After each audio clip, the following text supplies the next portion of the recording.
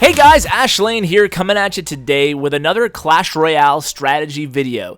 Today we're going to discuss what I'm calling the golden rule of Clash Royale. Now, it might sound a little bit cheesy, but Clash Royale is really, truly all about math and all about value and elixir management. So the golden rule ties into all three of those aspects. You can see I'm still playing this spawner deck, absolutely love it. Creeping up, I believe, on 3,200 trophies and moving upward. So what I want to do today is do a couple live matches and discuss exactly what I mean about this golden rule and why it's so important. So let's go ahead and try to find a match. So here we go, Mr. Cool. Oh no, let's give the sad face because we're playing someone who's a level 10. That's not good for us. But the golden rule basically is this, guys. You don't want to, if you and your opponent are theoretically close to the same amount of elixir, or you're playing from an elixir disadvantage, you don't want to place anything on the map that will leave you with no elixir left, because that's when you take the heavy hits from your opponent. Let me rephrase. I'm not going to drop this barbarian hut right now.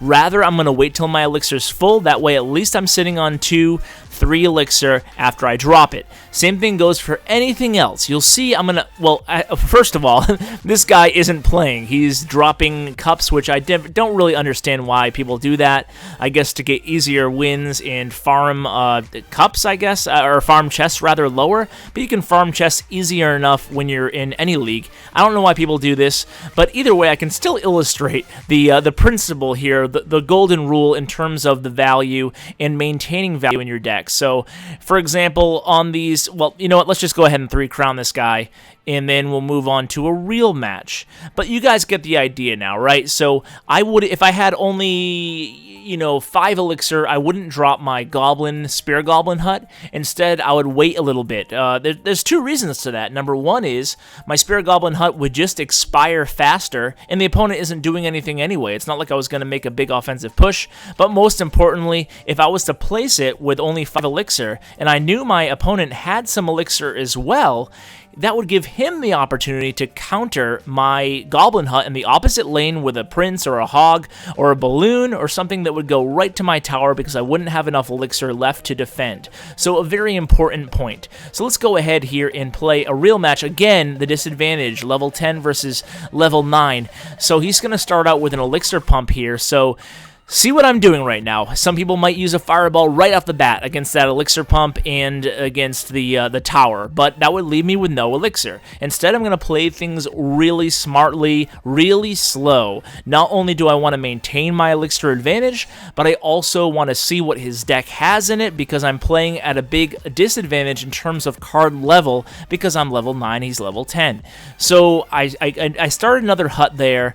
At this point, I'm going to try to sneak in a hog. When they play a golem, whenever your opponent plays a golem, you know they're relatively low on elixir. He played a golem backed up by a wall breaker there, so I knew he was pretty low, so I sent in the hog in the opposite lane. Minion Horde in this deck, the reason I keep it in the deck is in case my opponent's playing the golems, Minion Horde does a very good job at countering it. So now at this point, I'm just going to go ahead, not going to build the hut right away.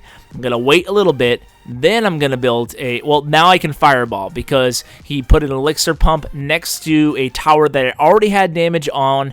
That's good value from a fireball. So we're going to wait again. Notice the theme here? We're waiting. This game is all about patience and math. Patience and math, just like your teachers told you, are the keys to life and the keys to Clash Royale. So the hog enters in that right-hand lane. So far, so good, right? Pretty strong opening considering he's, you know, level 10. I won't say it anymore. We know by now, Ash. He's level 10. We get it. We get it. Okay, so Spirit Goblins in the center. That will pull the troops towards the center. Minion Horde dropped on the Golem. Things are looking pretty good right now. He's able to do a little bit of damage to... I'm going to fireball right here. Able to do a little bit of damage to my left tower. I'm going to fireball, and the dragon will go down. So... I was full elixir. I'm going to build the Spirit Goblin hut. Another golem coming at me. I'm going to send the hog in the right-hand lane. Hog will probably be uncountered over there because, yet again, he was low on elixir. That's what the game is about, right? If your opponent's low on elixir, take advantage. And the number of mistakes you make in the game is basically the difference between a win and a loss. So he got my left tower. That's okay, though, because I feel pretty good about things right now. This deck shines. The spawner swarm deck, it really shines in the last minute, and he's playing a slower deck with the golems basically all around that golem card. So he places the golem right now. That's okay. We have the minion horde ready. We're going to go ahead and use it. Now, the last minute, the golden rule doesn't necessarily apply as stringently. The reason being because your elixir is gaining so fast, you don't necessarily have to always have a bunch of elixir on hand because you can move really fast. That's why we're thinking really fast. That's why I'm talking really fast. That's why I'm attacking really fast. Okay, calm down. So let's go ahead and fireball that left tower, and let's get some damage on that left tower quickly. You can see the barbarian hut is doing some work for me defensively in the right-hand lane. That is good. I'm waiting on this hog. Don't want to send it just yet here. Instead, I'm going to build another hut.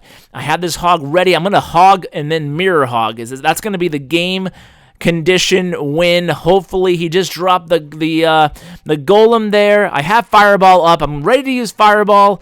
Let's fireball. Boom. So we beat him. Underdog came through, and you know why, guys? It's because we followed the golden rule. You don't drop a unit when you'll have no elixir left. That's obviously unless you know you have the big advantage or you're doing a really strong push. So guys, thanks so much for tuning in to this episode. Catch me later on today if you're watching the day of. I will be streaming on Mob Crush Clash with Ash there. Take care, guys.